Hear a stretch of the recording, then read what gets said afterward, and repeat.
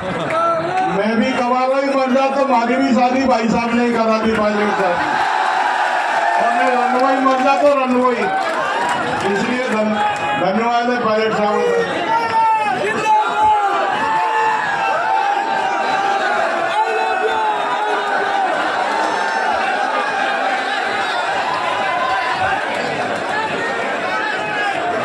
विधायक सम्मानीय जया खड़ाना साहब, दौसा से विधायक और प्रदेश सरकार के मंत्री मोरेगा मीणा जी, तो बैठ जाओ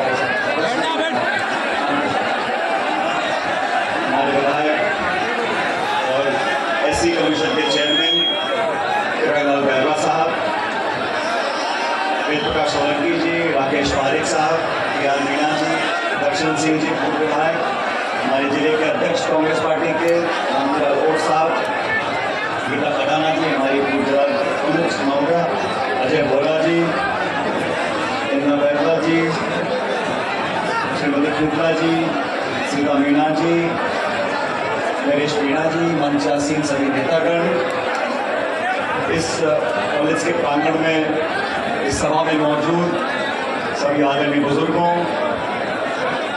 माताओं, बहनों, नौजवान दोस्तों, हमारी पार्टी के सभी पदाधिकारीगण, युवक कांग्रेस के, महिला कांग्रेस के, सेवा दल के सभी पार्षदगण, उपपंच, सरपंच और आप सब लोग जो आज स्वर्गीय पारिक साहब की मूर्ति के अनावरण के कार्यक्रम में आए हो, मैं आप सबका अभिनंदन करता हूँ, धन्यवाद करना चाहता हूँ कि आज इस खूबसूरत मूर्ति का हम सब ने मिलकर अनावरण किया।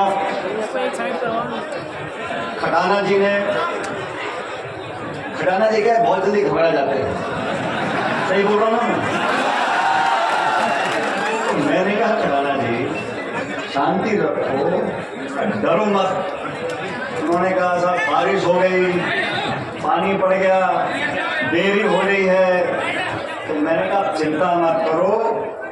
फिर उन्होंने कहा साहब वो बीजेपी वाले कोई यात्रा निकाल रहे हैं, कोई मीटिंग कर रहे हैं, कोई हाथी पे आ रहा है, कोई घोड़े पे आ रहा है। और हकीकत तो यह है कि इस मूर्ति के कार्यक्रम को बहुत समय से उन्होंने मुझसे टाइम मांगा था, लेकिन कुछ परिस्थिति ऐसी रही कि कार्यक्रम नहीं कर पाए। लेकिन फिर वो एक आप जानते हो पुराने खड़ाना जी को मैं भी बहुत दिनों से देख रहा हूँ, तो बहुत टेंशन, मन में विचलन, ये हो जाएगा वो हो जाएगा, परिवर्तन यात्रा आ रही है, फलानी पार्टी आ रही है, ये हो रहा है वो हो रहा है। तो मैंने कहा सुनो खड़ाना जी, 100 सुनार की और एक चिंता मत करो, हम सब लोग आएंगे। और ये पुराना बहुत लंबे समय का कार्यक्रम होना था, लेकिन हर चीज का समय होता है।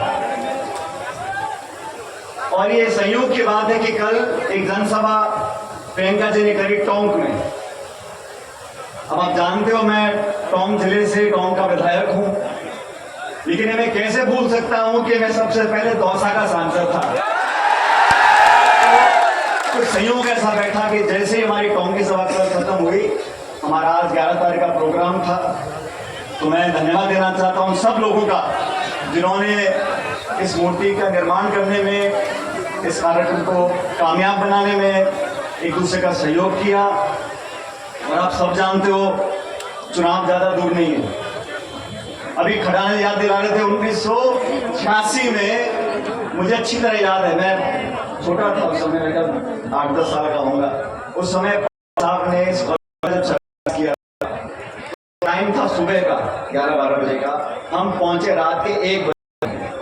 उन दिनों सड़कें छोटी थी, अम्बेसडर गाड़ी थी, डीजल की थी, बार बार गर्म हो जाती थी, रुकना पड़ता था। और साथ में आए थे उस समय सांसद थे अमिताभ बच्चन जी। मुझे जब उन्होंने कहा तो एकदम से याद आया कि हम अलवर होते हुए बांदीपुर पहुंचे, लेकिन रास्ते में बहुत जगह रुकते हुए आए और 8-10 घंटे देरी से आए। और उस समय भी लोगों के अंदर बहुत उत्साह था, बहुत जोश था। अब ये देखो खड़ाना जी, आपकी किस्मत ही ऐसी है, आज बिना अमिताभ बच्चन जी के भी मामला जमा हुआ है। और ये बात भी सही है कि शिलान्यास पायलट साहब ने किया था, लेकिन आज उनकी मूर्ति का जहां भी होंगे वो देख रहे होंगे कि हम सब ने मिलकर उनका मान सम्मान किया है और इस मूर्ति की प्रेरणा आने वाली पीढ़ियां हमसे आपसे लेती रहेंगी। ये छत्तीस कौम के लोगों के लिए, समाज के लोगों के लिए, जिले के लिए, जो बच्चे यहाँ पढ़ेंगे उन सबके लिए प्रेरणा का स्रोत रहेगा। अब क्योंकि 2.5-3 महीने बाद चुनाव है और मेरे ख्याल 1 महीने में आचार संहिता लग जाएगी। विधानसभा के चुनाव होंगे प्रदेश में, मध्य प्रदेश में है, छत्तीसगढ़ में है, तेलंगाना में है, मिजोरम में है, और आप सब लोगों को निर्णय करना है कि किन लोगों को चुनकर हमने विधानसभा में भेजना है। और मुझे कहने में कोई संकोच नहीं है कि आपके विधायक खटाना जी ने जो दिन रात इस बांदीकुई विधानसभा क्षेत्र में संपर्क किया है, हफ्ते में 6-6, 7-7 दिन घूम घूम कर गांव ढाणी में एक दूसरे से लोगों को जोड़ा है और बिना भेदभाव के, बिना पक्षपात के लोगों को विकास का रास्ता दिखाया है। क्योंकि साथियों, जब पहला चुनाव यहाँ से कांग्रेस पार्टी ने लड़ाया था खटाना जी को, अपन कामयाब नहीं हो सके थे, लेकिन उसके बावजूद भी संगठन के माध्यम से लगातार इस क्षेत्र की सेवा करी और जब आपने जिताकर भेजा तो विकास में, संपर्क में, प्यार में, मोहब्बत में, भाईचारे में, जोड़ने में, बिना भेदभाव के विकास कराने में उन्होंने कोई कमी छोड़ी नहीं। इसलिए आप लोगों को तय करना है और आपसे मतलब नौजवानों से, छत्तीस कौम के लोगों से, सब लोगों से। ये पुराना क्षेत्र रहा, कांग्रेस का गढ़ रहा, यहाँ से मुरारी लाल मीणा जी विधायक रहे और मैं तो भी बांदीकुई की जो सिकराई की हमारी मंडी है उसमें कह रहा था, मैंने कहा बांदीकुई के लोग तो बहुत किस्मत वाले हैं, बटन एक दबाते विधायक 2 मिल जाते हैं। खटाना जी का भी अब ये माने ना माने मंत्री विधायक दौसा से है, लेकिन मन और मकान बांदीकुई में बना हुआ है। अभी मकान दिखा रहे थे मेरे को, बाई तरफ का बोर्ड लग रहा है। लेकिन आज मैं बहुत दूर, बात सच है, बहुत दिनों के बाद बांदीकुई आने का मौका मिला। बहुत से ऐसे लोग जो पहले नौजवान थे, आज उनके बच्चे बड़े हो गए, जिनके थोड़े थोड़े बाल सफेद थे आज पूरे धौले हो गए, पूरा सफेद हो गए। और मैं रास्ते में आ रहा था, सीताराम शर्मा जी की हलवाई की दुकान है बाई तरफ होने पर। मैंने बहुत पहले वादा किया था उनको, मैंने कहा पंडित जी आपकी दुकान पक्का आऊंगा। आज उनको देखा, मैं गाड़ी से उतरा, उनकी दुकान में गया, उनका पोता इतना बड़ा हो गया, 22-23 साल का पोता हो गया। तो समय बहुत जल्दी बीतता है, लेकिन समय के बीतने का मतलब ये नहीं है कि हम आपसी संबंध खत्म कर दें। और संबंध साथियों बनाने से बनते हैं, चाहे घर का भी कोई सगा संबंधी हो, चाचा भतीजा मौई मासी कोई भी हो, अगर आप संबंध नहीं बनाओगे, और संबंध बनते हैं 2 तरफ से, एक पक्ष जोड़ लगाता रहे और दूसरा सुने ना, राम राम ना करे, मीठे से बात ना करे, संबंध बनते नहीं। संबंध बनाने के लिए एक दूसरे को समझना, एक दूसरे के दुख दर्द में भागीदार रहना, अपनेपन का एहसास कराना। तारीफ 2 हाथ से बजती है, संबंध 2 तरफ से बनते हैं। तो समय के साथ साथ जो संबंध गहरे होते जाते हैं वो संबंध सच्चे होते हैं, और समय के साथ साथ जो संबंध कम होते जाते हैं, ये समझ लो कि कमी मेरे में या तुम में हो। अगर संबंध कमजोर हुए हैं तो कमी किसी ना किसी की है, लेकिन मुझे फख्र है, मुझे गर्व है, मुझे अभिमान है कि हम लोगों का संबंध इस क्षेत्र से, इस तहसील से, जिले से जितना पहले था, भगवान की कृपा है, आज पहले से ज्यादा हो गया है। और ये सब, इसका श्रेय मैं आप लोगों को देना चाहता हूँ, क्योंकि मैं भी भागदौड़ में लगा रहता हूँ, आप जानते हो।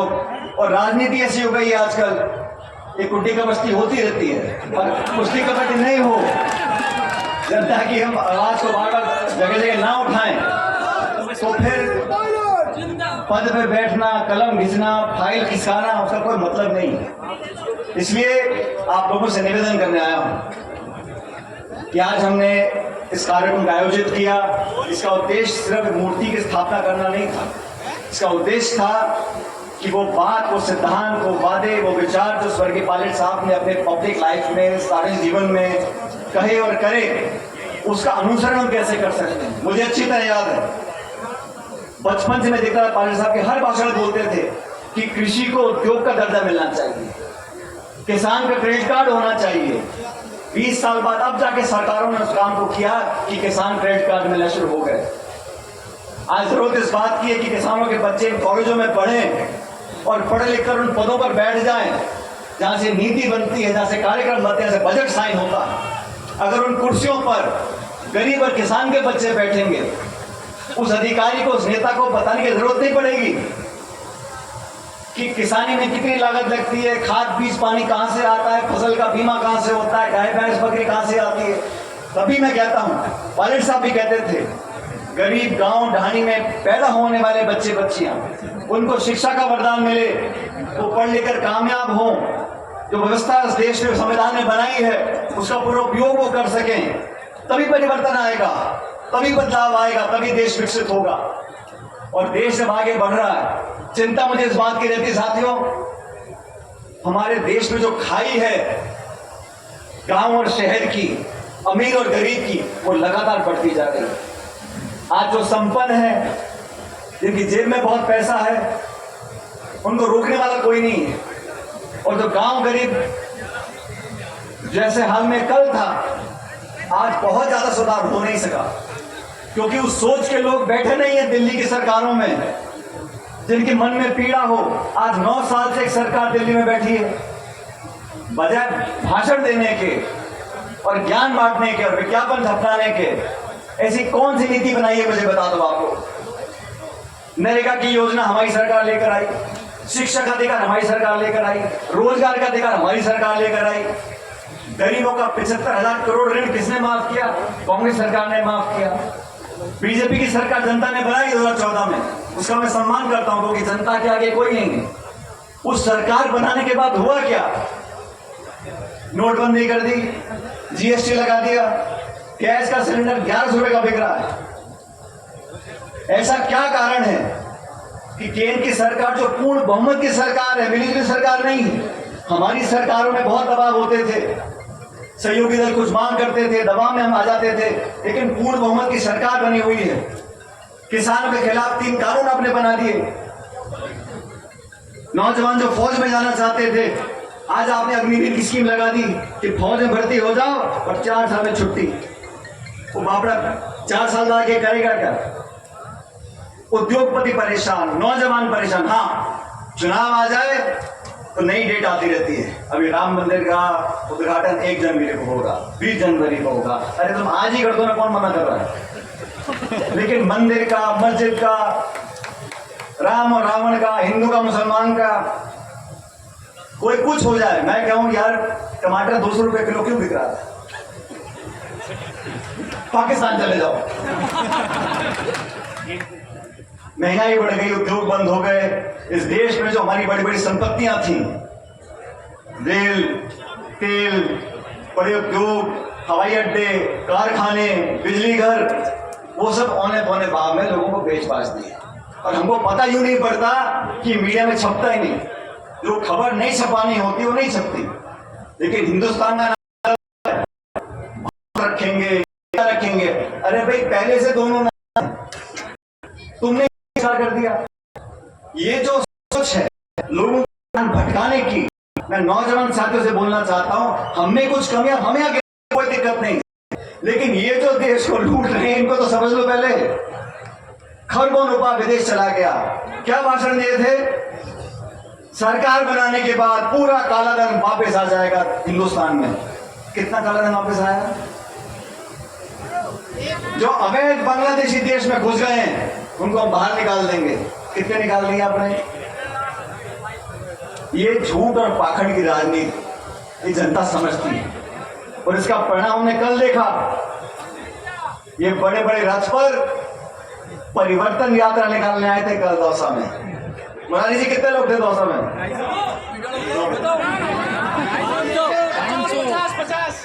200-300 कार्यकर्ताओं को लेकर परिवर्तन यात्रा करने जा रहे हो। अरे बड़े भाइयों, खिड़कियां खोलो, देख लो जनता कहां खड़ी है। इनके पल्ले कुछ नहीं है, मेरी बात समझो, इनके पल्ले कुछ नहीं है। सिर्फ ध्यान भटकाना, लोगों को भड़काना, धर्म जाति की बात करना, सत्ता हासिल करना और राम राम जपना, इतना ही काम है। सब लोगों से सचेत रहना हमें बहुत जरूरी है, क्योंकि अब क्या दुकान बहुत खुल गई। अभी चुनाव से पहले मैं देखूं, नई नई पार्टी बन रही है, नए नए नेता आ रहे हैं। अरे ना, आजकल और दिक्कत क्या हो गई, देखो कोई बुरा मत माने, इस लोकतंत्र में सबको आजादी है टिकट मांगने की, चुनाव लड़ने की, और मैं समझता हूं इसमें कोई गलत बात नहीं है। लेकिन कुछ तो सोच लो, जिसकी 1.5 बीघा जमीन बिक गई, उसने खरीदी 2 स्कॉर्पियो, 4 झंडे और चल दिल्ली, चल। इसमें तो बड़ी बात नहीं है, वहां तक तो ठीक है। लेकिन जब बाद में निर्णय हो जाए और जो सबसे मजबूत उम्मीदवार हो, चाहे वो किसी पार्टी का भी हो, मैं तो अपनी पार्टी की बात कर सकता हूँ, तो फिर सबको मिलकर समर्थन करना चाहिए। ये नहीं है कोई चील में चला गया, कोई गाड़ी में, कोई घोड़े में, कोई बोतल में, कोई हाथी में, कोई केकड़े में, ऐसे नहीं चलता। आप अगर विचारधारा से जुड़े हो तो आपको दिखाना पड़ेगा। और इसीलिए मैं कहता हूं, आप सब लोगों को, ये क्षेत्र बड़ा हो गया, पहले आबादी कम थी, अब 2 लाख 2.5 लाख लोग हर विधानसभा क्षेत्र में रहते हैं। अगर कोई ये गलतफहमी पाल ले कि मैं तो फलाने गोत्र का हूं, फलाने जाति का, मैं तो चुनाव जीत जाऊंगा, संभव नहीं है। जब तक सबका मन नहीं जीतोगे, और काम से दिखाना पड़ेगा आपके पक्षपात नहीं है, आपको वोट नहीं भी दिया उसका बनकर आप काम करके लोगों के मन में बसते हो। बहुत हुए, लेकिन नेता वो बंदा है जो दिल में रह सकता है, लोगों के दिमाग में, लोगों के दिल में एक छाप छोड़ने के लिए बहुत मेहनत करनी पड़ती है, बहुत त्याग तपस्या करनी पड़ती है। और मैं शुरू में कहा था, अपनेपन का एहसास कराना पड़ता है। मुझे पूरा विश्वास है आप सब लोग वेद प्रकाश जी भाषण देते हैं, और वेद प्रकाश जी का क्या है, ये जो बोलते हैं तो बहुत आगे का सोच के बोलते हैं। लेकिन मैं ये जानता हूं कि जिन लोगों को जनता ने चुनकर भेजा, उन सब ने मेहनत से काम करा है। और खटाना जी ने वाल्मीकि के विकास में, ये बात आप भी जानते हो, जितना पहले नहीं हो सका था उससे ज्यादा काम इस वाल्मीकि में करा के दिखाया।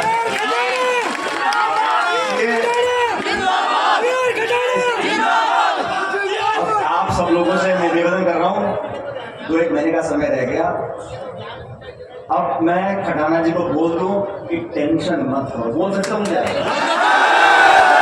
आप सबके सब दोनों हाथ खड़े करके बताओ कि बोलो टेंशन करने का नहीं है, अभी टेंशन करने का नहीं है, खुल के काम करो 2 महीने और फिर जनता जिता के कांग्रेस पार्टी को भेजेगी यहाँ से। धन्यवाद करना चाहता हूँ, मेरे साथ जोरदार नारा लगाना है कांग्रेस पार्टी का, कांग्रेस पार्टी।